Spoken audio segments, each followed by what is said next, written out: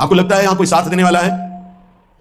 अगर आप भगवत मार्ग के पथिक हैं, अभी आपको लगता है आपका कोई है, तो अभी बहुत बड़ा भ्रम है कि इस महान मानव देह में आकर के भी तुम भगवत प्राप्ति से वंचित हो। तुम्हें नींद कैसी ऐसी आ जाती है कि तुम्हारा भजन, तुम्हारी दिनचर्या, तुम्हारा साधन पथ रुक रहा है और तुम्हें चैन से सुना रहा है, तुम उपासक हो।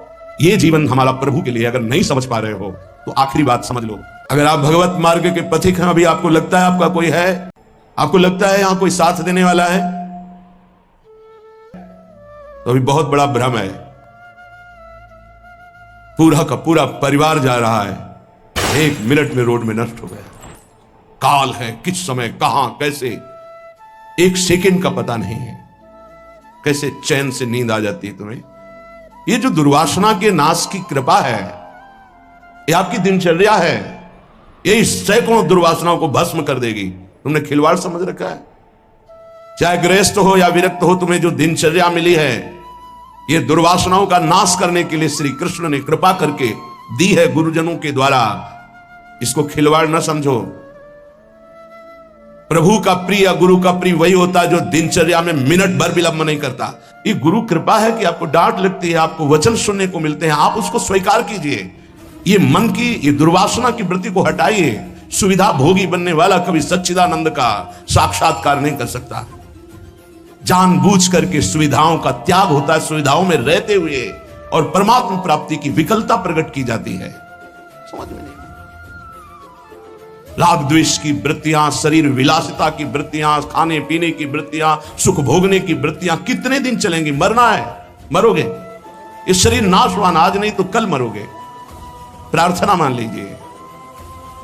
तपलोक और महालोक, जनलोक में सब सिद्ध जन निवास कर रहे हैं, जो सृष्टि में प्रकट होते हैं और सृष्टि के बाद लय होते हैं। उनको एक बात का दुख पाया गया, संतों को, कि इस महान मानव देह में आकर के भी तुम भगवत प्राप्ति से वंचित हो। तुम्हें नींद कैसी ऐसी आ जाती है कि तुम्हारा भजन, तुम्हारी दिनचर्या, तुम्हारा साधन पथ रुक रहा है और तुम्हें चैन से सुना रहा है, तुम उपासक हो। ये जीवन हमारा प्रभु के लिए अगर नहीं समझ पा रहे हो तो आखिरी बात समझ लो। कोई समझाने वाला तुम्हें नहीं है, कोई समझाने वाला नहीं। सिर्फ तुम्हें बर्बाद करने वाला मिल सकता है, समझा कर उठाने वाला हरि या हरि का पार्षद मिल सकता है, और नहीं मिल सकता। तुमसे मित्रता करके तुम्हारी वासनाओं को बढ़ाकर तुम्हारे चित्त को विक्षेप में भर देना, यह संसार के हर व्यक्ति, वस्तु, स्थान का प्रभाव है। तुम्हार सेवक असुरारी, 2 ही केवल बचा सकते हैं, भगवान और भगवान के भक्त। उनकी हर चेष्टा तुम्हारे चित्त को भगवदाकार बनाने के लिए है। कृष्ण कृपा का सीधा फल है साधु संग। हरिराम व्यास जी, गोस्वामी तुलसीदास जी, बड़े बड़े महापुरुष कहते हैं कोई फर्क नहीं। कैसे मनुष्य शरीर को तुमने प्राप्त करके नाश करने की ठान ली है कि हम जो मन आएगा सो करेंगे। यहां बैठने मात्र से भगवत प्राप्ति है। क्यों? यहां खास बात, श्रीधाम वृंदावन यमुना का पावन पुलिन, और कोई मिनट ऐसा नहीं जहां यहां भगवत चर्चा ना हो रही हो, भगवत गुणगान ना हो रहा हो, भगवत नाम कीर्तन ना हो रहा हो। नाम कीर्तन चलता है, वाणी कीर्तन चलता है, गुण कीर्तन चलता है। दूसरी बात, हमारी दृष्टि रहती है, हमारी प्रियजू की दृष्टि रहती है कि ये जन विराजमान। एक दिनचर्या है, एक समय है। मां कृष्ण शर्वतीदम शुभलेन कृष्ण, हे कृष्ण मेरी इन दुर्वासनाओं को नष्ट कर दो। फिर प्रार्थना करता हूं सब उपासक उपासिकाओं से, गृहस्थ विरक्तों से, यदि आप हमारी श्री जी से जुड़े हैं तो आज्ञा पर ध्यान दीजिए। अगर आज्ञा पर ध्यान नहीं देते तो माया तुम पर ध्यान रख देगी, और उसके ध्यान रखने का मतलब है बैठे बैठे जलोगे, जैसे अंगार पर जला जाता है, ऐसे जलोगे। दुर्वासना तुम्हें जला देगी, तुम्हें पता नहीं है। जब अपनी जीवनी शक्ति प्रभु की तरफ लगती तो हरि गुरु को शीतलता प्राप्त होती है, वो प्रसन्न होते हैं। जब अपनापन करके तुम्हारी जीवनी शक्ति व्यर्थ नष्ट होती है, तब जलन होती है उस अपनेपन के कारण कि तुम समझ नहीं पा रहे हो। ये आज का अभ्यास तुम्हारे लिए कल काल बन जाएगा। गलत अभ्यास तुम्हारे लिए कल ये प्रमाद बन जाएगा। प्रमाद ही मृत्यु है, शास्त्रों में वर्णन है। जो अप्रमादी है, प्रमाद रहित है, वही भगवत तत्व को, जो भगवत तत्व को प्राप्त कर लेता, वही निर्विकार स्थिति में परमानंद में डूबता है। मानो हम लड़खड़ा रहे हैं लेकिन चल रहे हैं अपने रास्ते पे, रास्ता ही नहीं। उपासक को इस बात पर सदैव सावधान रहना पड़ेगा। अगर हम अपनी इच्छाओं का मर्दन नहीं कर सके, अपने गुरु की आज्ञा पर नहीं चल सके, अपने शास्त्र आज्ञा पर नहीं चल सके, तो मुझे लगता है कि आगे चल करके आपका जीवन बड़ा संकटपूर्ण रहेगा। संकटपूर्ण, ये विकार आपको रौंद देंगे। इसीलिए विचलित होते हैं कि आप लोग इतने बलवान बने कि आक्रमण कब हो जाए, कहां किस वासना का, आप उससे लड़ना जाने। आपके अंदर युक्तियां होनी चाहिए। आप हमारे भगवत पार्षद हैं, श्री जी के जन हैं, आपके अंदर युक्ति होनी चाहिए। गुरु की प्रकट उपस्थिति में युक्तियों की, कलाओं की आपके अंदर वृत्तियां जानी चाहिए कि कभी किसी विकार का आक्रमण हो तो कैसे बचा जाता है, कैसे हमारे को इस माया पर विजय प्राप्त करना है, कैसे विषम परिस्थितियों में अपने चित्त को डूबने ना पाए बचाया जाए, यह संतों से सीखा जाता है। कैसी पार्थिव दृष्टि है कि शरीर सुख के लिए सोना, जागना, खाना, पीना, बस यही हम सुख मानते हैं।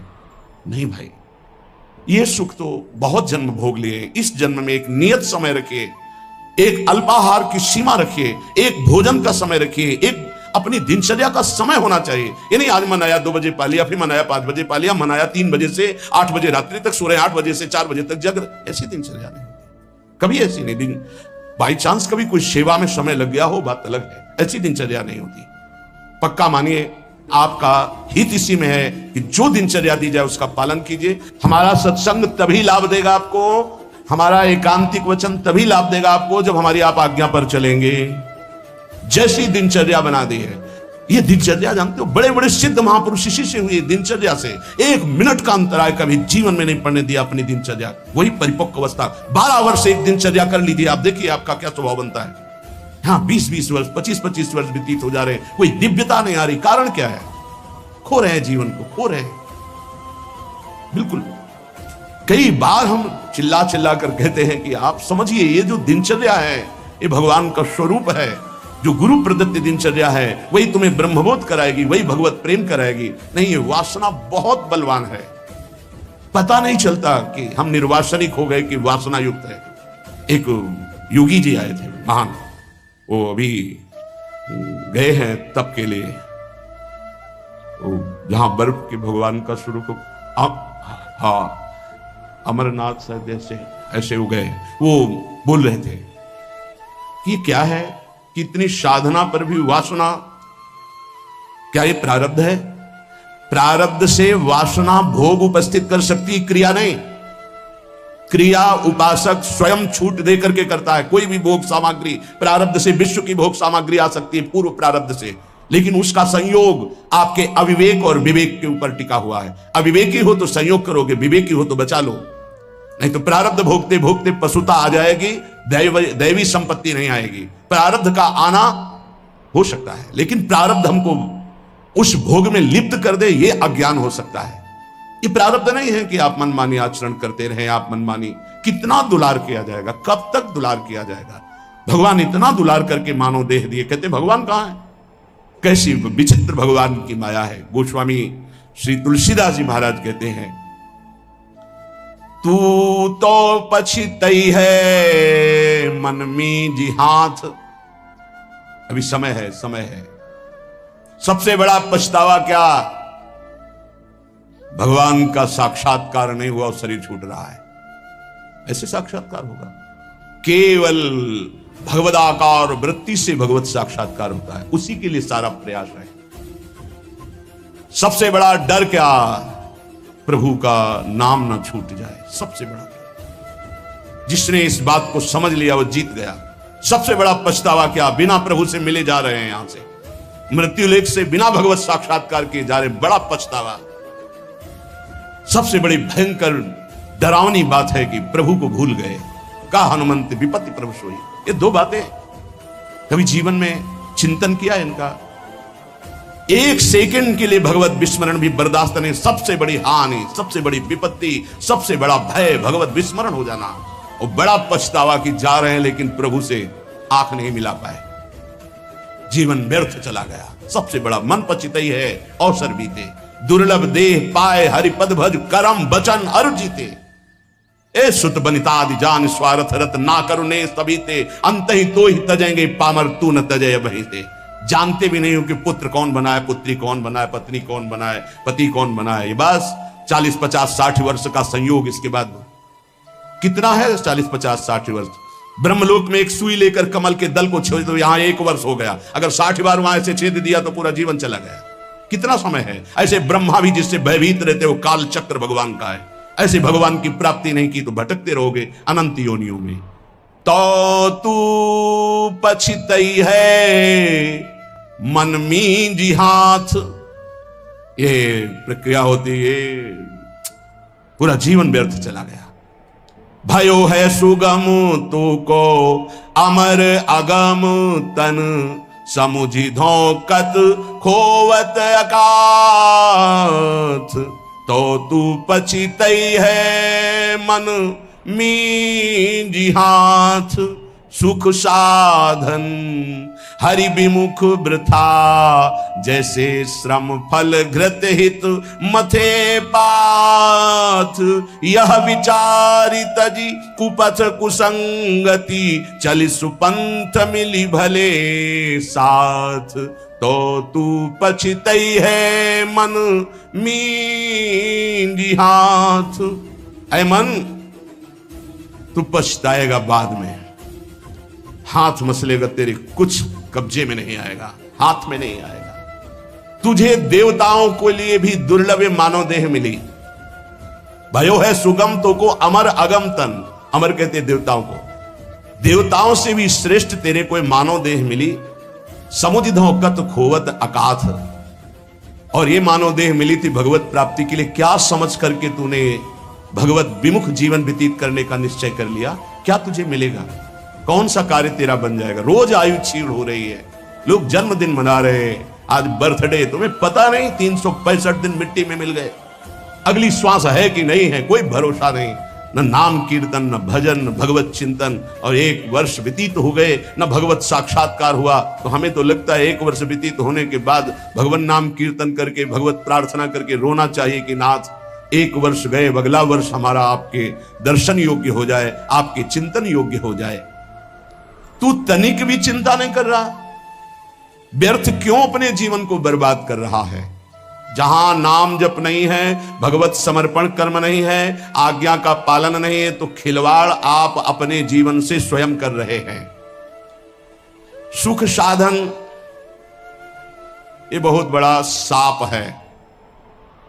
हमारी बात समझ में नहीं आएगी, लेकिन आपसे प्रार्थना करते हैं, जो साधक सुख सुविधा से भजन करना चाहता है वो भूल जाए कि वो भजन करेगा, भगवत प्राप्ति करेगा। दुख और असुविधा भगवत प्राप्ति के मार्ग पर ऊपर चढ़ाती है। सुख और सुविधाओं का भोक्ता कभी भजनानंदी नहीं हो सकता, कभी नहीं। हाँ, वृत्ति भगवदाकार हो गई, उसे सिंहासन में बैठा ला जा, महलों में रखा जा, कोई फर्क नहीं पड़ने वाला। महलों में रखो चाहे झोपड़ी में वास दो, एक स्थिति होती है। अगर भगवदाकार वृत्ति करनी है तो एक सीमा में अपने जीवन को बांध ले। इतना आहार, ऐसे शयन, ऐसे अपने जीवन को, विश्व में किसी भोगों की कमी नहीं है। जब तक भगवदाकार वृत्ति न हो तब तक सुख सुविधाओं को नहीं। भूम शयन वलकल वसन, जैसे शास्त्रों में वर्णन आता, तो चलो वलकल वसन की जगह कौपीनवंता खलु भाग्यवंता, मार्किन की कौपीन, मार्किन नीचे वसंग ढकने के लिए, आहार के लिए अल्पाहार, रात दिन भजन, भूमि शयन, जमीन में आसन लगा, चटाई बिछी। 50 साधक ऐसे हैं, उनके कमरे में जाओ तो कुछ है ही नहीं, एक चटाई बिछी हुई बस, एक अचला लंगोटी टंगी बस, वो भी तो साधक है। आहार जो श्री जी के द्वारा प्रदान हुआ आकाश वृत्ति से आता है। आकाश वृत्ति परम पवित्र निर्मल, जैसे आकाश का जल निर्मल होता है, ऐसे आकाश वृत्ति जो आ गया उसी से भरण पोषण हो रहा। याचना नहीं, संकेत नहीं, जो प्रारब्धवशात श्री जी की कृपा से आ गया उसको अपने उदर में डाला। राधा राधा राधा, हमारा लक्ष्य है मरना, जीवित मर जाए उलट आप में समाये यह दिलगिरी। ये झांसे में मत पड़ो माया के, ये खा लो, ये पी लो, ये सो लो, ऐसा गद्दा, ऐसी कंबल, ऐसा स्वेटर, ये सुख सुविधाएं अभी नहीं, फिर बाद में जो ही प्यारो करे सोई मोई भावे। अभी जो आज्ञा है उसके अनुसार चलेंगे। क्या नहीं देने की चेष्टा की राका बाका जी को ठाकुर जी ने? नहीं चाहिए, आपका दिया हुआ भी नहीं चाहिए, आप चाहिए, सिर्फ आप चाहिए। चलो हमारी वैसी स्थिति नहीं है, तो जितने से हमारे प्राणों का पोषण होता, शरीर निर्वाह होता, बस। कह रहे सुख साधन हरि विमुख, 2 भाव। यदि हरि से विमुख हो तो सुख साधन तुम्हें जलाएंगे, चिंता शोक भय प्रदान करेंगे। दूसरा भाव, ये सुख साधन तुम्हें हरि से विमुख कर देंगे। सुख साधन हरि विमुख, 2 भाव हैं इसके। अगर हरि विमुख हो सुख साधन है तो जलते रहोगे। चिंता भय शोक मृत्यु इससे बच नहीं पाओगे। और अगर सुख साधन के भोक्ता हो तो हरि विमुख हो जाओगे, भजन में रुचि नहीं रह जाएगी। ये जीवन जो मिला है सोने के लिए नहीं मिला है, प्रभु प्राप्ति के लिए मिला है। उचित निद्रा, उचित शयन। ये भेड़िए की तरह बच्चों को डराने वाले विकार होते हैं, भगवत मार्ग के पथिकों को नहीं। हाँ, हम स्वयं स्वीकार करते इसलिए घुटने टेक देते हैं। अगर स्वयं स्वीकार ना करे तो विश्व ब्रह्मांड में कोई विकार नहीं है कि तुम्हारे को गिरा सके, तुम्हारी पार्षद हो, प्रियाजू के शरणागत हो। जब तुम स्वयं ललचा कर ये खिलौना चाहिए तो मेरी प्रियाजू कृपाल खेल ले जा। जब ऊब जाना तू बताना मेरे से। नहीं भगवत पार्षद को कोई गिरा सके, सीम की चाप सके को तासु बड़ रखवार रमापति जासु। ऐसे खिलवाड़ समझते हो परमार्थ के पथिक हो करके। तुम्हें कोई गिरा सकता है, तुम गिरना चाहते हो इसलिए गिर सकते हो। अगर तुम गिरना ना चाहो तो कोई गिराने की सामर्थ्य नहीं रखता। साधन विषय सेवन जितना है, दोनों अलग अलग मार्ग है। विषय को साधन बना लो, साधन विषय ना बना लो, जीवन नष्ट हो जाएगा। नहीं समझ पा रहे, नहीं समझ पा रहे। गुरुजनों की रुचि देखी जाती है। क्या रुचि? मन मन की रुचि जानी नहीं विधि अनुसार। अनुमति तो सब ले रहे हैं, आज्ञा का पालन कौन कर रहे हैं? आज्ञा एक बार होती है, ऐसे चलो। फिर वो कृपाल होते हैं, अनुमति दे देते, चलो ऐसे चलो। क्या क्या तरीका क्या है? क्या आप अपने सुख सुविधा के द्वारा साधना के मार्ग पर चल सकते हो? खिलवाड़। आज्ञा पर जब चलना है तो परमार्थ का पथ प्रकाशित होना। इतना समझ लीजिए कि प्राण चाहे चले जाए, हम गुरु आज्ञा को उल्लंघन नहीं करेंगे। आप जीत गए। अगर आप ऐसा नहीं करेंगे तो आप परास्त हो जाएंगे। चाहे गृहस्थ मार्ग से परमार्थ में चले, चाहे विरक्त मार्ग से चले, दोनों के लिए वही भगवत प्राप्ति है, पर आज्ञा पालन। सुख साधन हरि विमुख, और हरि विमुख तो वृथा जैसे श्रम फल घृत हित मथे पाथ। पानी को चाहे जितना मथते रहो कभी घी नहीं निकलने वाला। ऐसे ही सुख सुविधा में जो भजन करते हैं उसमें घी नहीं निकलने वाला, प्रेम रूपी पानी का मथना है। अगर सुख सुविधा से ही भगवत प्राप्ति होती तो रघुनाथ दास गोस्वामी के पिता और उनके भाई एक राजा महाराजा की तरह वैभव था। जब उनको स्कूल पढ़ने के लिए भेजा जाता था तो 4 साथ में अंग रक्षक और पालकी में बैठ के जाते थे, पूज्य श्री रघुनाथ दास गोस्वामी जी। लेकिन जब महाप्रभु चैतन्य देव के नाम कीर्तन को सुना तो हृदय व्याकुल हो गया कि जीवन का लाभ तो यही है। महाप्रभु ने अनुमति नहीं दी, नहीं तुम अभी पिता के घर में रहो। तो कहा भाग, अब भाग। भागे जगन्नाथपुरी गए। महाप्रभु के समय भूख प्यास सब सहते हुए पिता को जब पता चला कि वो नहीं आएंगे तो वैभव भेजने लगे। रसोईया सब सेवक, कोई सेवा स्वीकार नहीं की। और जगन्नाथ जी के गेट में खड़े होकर जो भिक्षुकों को मिलता वो पाते। ये हम प्रभु के लिए निकले हैं, प्रभु के लिए हम तड़पे, कभी रोए, कभी कुछ समझ में आवे कि भगवान के लिए, प्रियाजू के लिए आपके हृदय में कुछ है तब तो। नहीं तो हृदय जलता है कि कुछ मतलब नहीं प्रियालाल से, उनकी चाह ही नहीं है तुम्हारे अंदर। तुम्हें है कि तुम भजन बढ़ जाए, प्रियाजू के लिए रोना बढ़ जाए, प्रभु के लिए प्राण समर्पित हो जाए। ए भाई, ये है जीवन का लाभ, ये है साधन सुख हरि विमुख वृथा जैसे श्रम फल घृत हित मथे पाथ। पानी मथरो जीवन भर तो एक बूंद घी नहीं निकलेगा। ऐसे सुख सुविधा का भोगी मानता है कि मैं साधन कर रहा हूं, जीवन में कभी प्रेम घृत या ब्रह्मबोध घी नहीं निकलने वाला। यह विचारी तदि कुपथ कुसंगति चली सुपंथ मिली भले साथ। ऐसा विचार करके ये सुख सुविधा का भोग करना कुपंथ का मार्ग है, ये कुसंगति है। मन हमारा जिसमें राजी हो जाएगा तो हमें ठीक नहीं, हमें राजी नहीं करना। ये जब राजी नहीं होगा भोगों में तब प्रभु की तरफ बढ़ेगा, तब ये चिल्ला चिल्ला कर रोएगा, नाथ अब स्वीकार कर लो, मेरा कोई नहीं, मैं कुछ भी नहीं, अब स्वीकार कर लो प्रभु। हारे को हरि नाम, अपबल तपबल और बाहुबल, चौथो बल है दाम। जब सब जगह से हट जाता है तब हारे को हरि नाम। हार गए हम, पर यहां सुख सुविधा का भोग सोचते हैं कि इससे भगवत प्राप्ति हो जाएगी। यह विचारी तजी कुपथ कुसंगति, बलिहारी है उनको। अर्थ का बल होता है बैंक बैलेंस का, भगवान का भरोसा नहीं रहता, बैंक बैलेंस का भरोसा रहता है। भगवान का भरोसा नहीं रहता, परिवार का भरोसा रहता है। भगवान का भरोसा नहीं रहता, अपनी बुद्धिमानी का भरोसा होता है। ये सब भरोसे आश्रय जब छूट जाते तब भगवान का आश्रय होता है।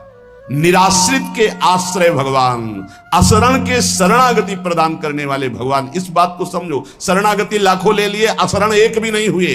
तो शरणागति का रंग ही नहीं है। जो अशरण हुए वो शरणागति के रंग को प्राप्त हुए।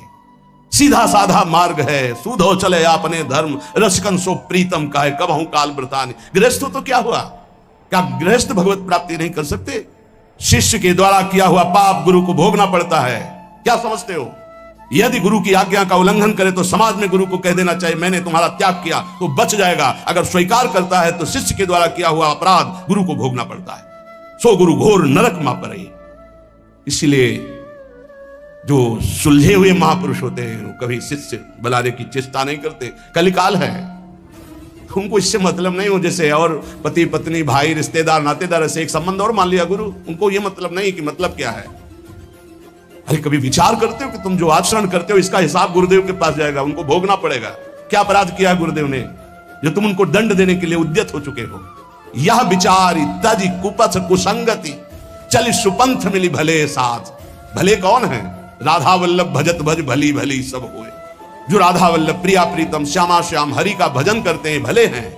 इन्हीं भले का संग करो। अपने मन का जो कुपंथ में चलाने वाला है, ऐसे व्यक्ति का जो कुपंथ में चलाने वाला है, ऐसा संग त्याग दे। अंदर और बाहर दोनों कुसंग होता है।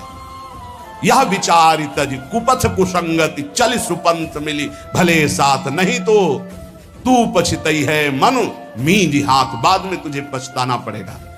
संसारी पुरुष का लक्षण है वो शरीर संबंधी भोग, शरीर संबंधी रिश्ते नाते, इन्हीं के चिंतन और विलास में अपना समय नष्ट करता है।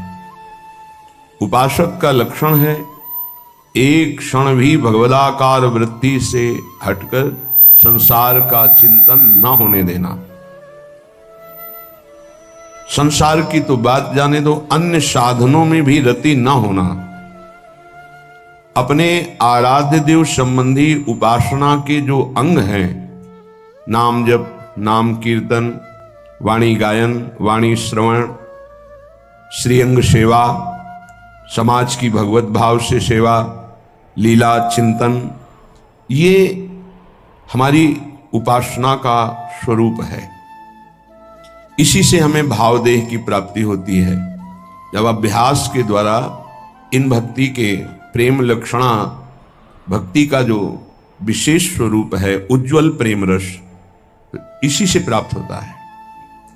जो उपासक अन्य साधनाओं की तरफ वृत्ति ले जाता है, राई के समचलत ही होत और की ओर। थोड़ा राई बहुत छोटा दाना होता है, अगर थोड़ा भी साधन में मिलावट हो जाए तो उपासना के उपास्य देव के रस में बाधा खड़ी हो जाएगी। ये उपासक बहुत ध्यान से समझ ले। अपनी उपासना जो गुरुदेव के द्वारा प्राप्त हुई है, राई भर भी यदि कोई मिलावट हो गई तो उपासना बाधित हो जाएगी। अब या में मिलौनी मिले न कछु, जब खेलत रास सदा बन में। यदि वृंदावन का आश्रय है, वास है, उपासना है, तो या में मिलौनी मिले न कछु, इसमें मिलौनी नहीं मिलनी चाहिए। अन्य कोई साधन पथ का अनुसरण करना, अपने उपास्य देव से विमुख हो जाना। बहुत प्रकार का संग सत्संग नहीं होता। इष्टाकार वृत्ति हो जाए उसे सत्संग कहते हैं। तो इष्ट मिले और मन मिले, मिले भजन रस रीति, तहां निशंक है मिलिए तासों की जय प्रीति। यदि इष्ट नहीं मिल रहा और मन का तात्पर्य है यदि वो चरित्रहीन है, मनमानी आचरण करता है, तो इष्ट गुरु से विमुख है। हमारा मन नहीं मिलना चाहिए, ऐसे जनों से नहीं मिलना चाहिए। यद्यपि परम सने ही, चाहे वो कितना प्रिय संबंधी, रिश्तेदार, नातेदार, मित्र कोई भी हो, जाके प्रिय न राम वैदे ही तजिए ताहि कोटि बैरिशम, लाखों बार सुना है, पर क्या आचरण में है? हमारे हृदय में ये बात बैठ जानी चाहिए कि जरा सा कुसंग हमारी उपासना के रंग में बाधा पहुंचा देगा। एक ड्रम दूध हो और एक खटाई की फांक छोड़ दो, सब फट जाएगा। उपासना दुग्ध जैसी निर्मल, पौष्टिक, स्वादिष्ट, पवित्र, स्वरूप बोध कराने वाली। जरा सा कुसंग हो जाए हट जाएगी, उपासना की वृत्ति हट जाएगी, जो भाव का स्वरूप बन रहा था फट जाएगा। जैसे एक खटाई की फांक पड़ते ही एक ड्रम दूध पूरा फट जाएगा। ऐसे कपट व्यवहार करने वाले, ऐसे भगवद विमुख आचरण करने वाले कुसंगी जनों को मन कभी नहीं देना चाहिए। अगर हम मन देंगे तो हमारा मन उपासना से हट जाएगा। साधना की बड़ी सूक्ष्म वृत्ति होती है, कभी कभी मन प्रभु में नहीं लगता, तो उपासक को उबने की जरूरत नहीं है, धैर्य की जरूरत है उस समय कि उसका मन किसी विषय में विषयाकार ना होने लगे। किसी व्यक्ति के संग की लालसा हो जाए कि अब भजन में मन नहीं लगता, चलो उसके पास बैठते हैं, तो वो गुण दोष से युक्त अंतःकरण वाला गुण दोष का वर्णन करके हमारे हृदय में राग द्वेष की वृत्ति को पुष्ट करेगा। कोई रागात्मक बात करेगा या द्वेषात्मक बात करेगा। इसलिए गाहे न दूजी चाल। अगर हमारा भजन नहीं हो रहा तो हमको शांत गंभीर रहना है। कोई ऐसा कुसंग न हो जाए वृत्ति का, व्यक्ति का, कि ये भजन ना होने की वृत्ति लंबी खिंच जाए। अगर आप गंभीर रहे, धैर्यवान रहे तो भजन चल पड़ेगा। कभी थोड़ा भजन होता है, कभी बहुत भजन में मन लगता है, पर धैर्य नहीं छोड़ना चाहिए। दूसरी बात स्वीकार नहीं करनी चाहिए उपासक को। कोई ऐसा नहीं है जो हमारी वृत्ति को बदल सके। यदि नाम चल रहा है, अगर नाम भी नहीं चल रहा तो हमें धैर्यपूर्वक उस समय, भले सो जाए, एकांत हो जाए, उस समय काट लेना चाहिए। उस समय वृत्ति आई है।